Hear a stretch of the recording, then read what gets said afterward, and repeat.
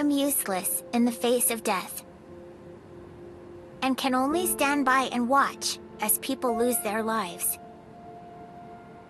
But there is one thing I can do. Watch over those that have departed from this world. I learned that's what a gravekeeper does. My dad taught me. He was a gravekeeper too.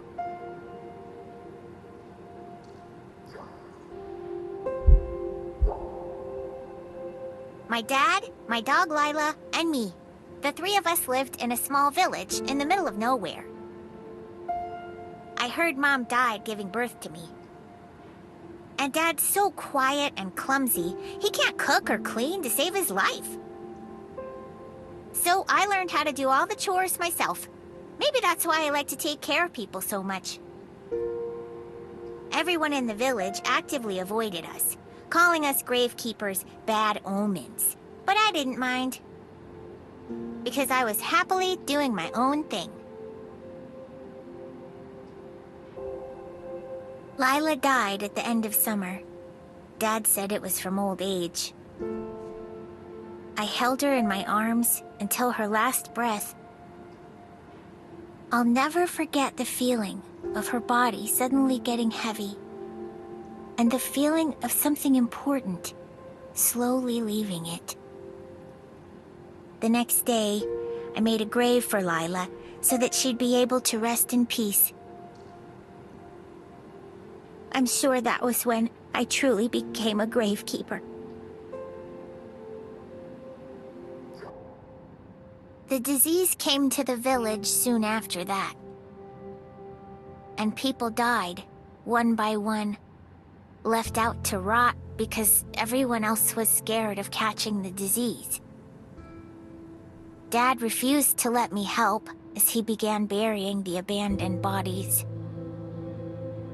One by one, all by himself. In the end, Dad died to the same disease.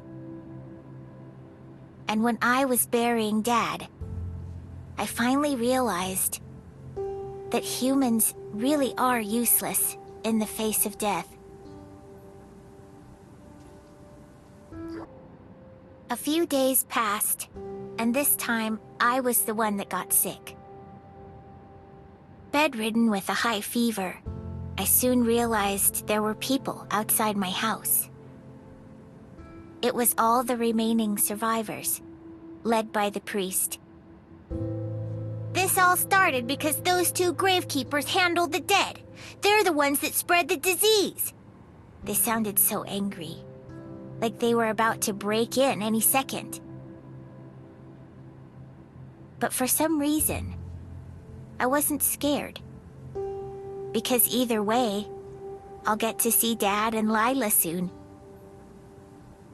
In my feverish state, I heard the sound of a dog howling in the distance. I knew whose howl it was instantly. Lila, did you come to get me?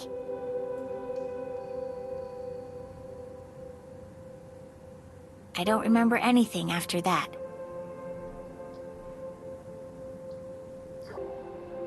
When I came to, I was alone in the graveyard and had these two things growing out of my head. Strangely, I felt Lila's warmth around me and softly laughed to myself. The villagers that were surrounding my house were all long gone. All that remained were ruins of houses that had once made up this village, and bodies that had yet to be buried. A village no one would come to anymore, and a bunch of people who would slowly be forgotten. Who's going to send them off? Who's going to watch over them? What would Dad do? What had to be done was in plain sight. Do what a gravekeeper needs to do. That's my job. It's something only I can do. Ever since the thundercloud covered the sky, every day's been filled with bangs and booms. It's gotten so loud around here lately. At this rate, no one's gonna be able to get a good rest. I did hear that the lord of a country is traveling around dispelling curses. If I go with him, there's bound to be something I can do to help. I mean, I'm probably the only grave-keeping witch out there, right? There's no need to worry. Lila's with me. I'll be off then, Dad, everyone. When I get back, I'll tell you guys all about my adventures.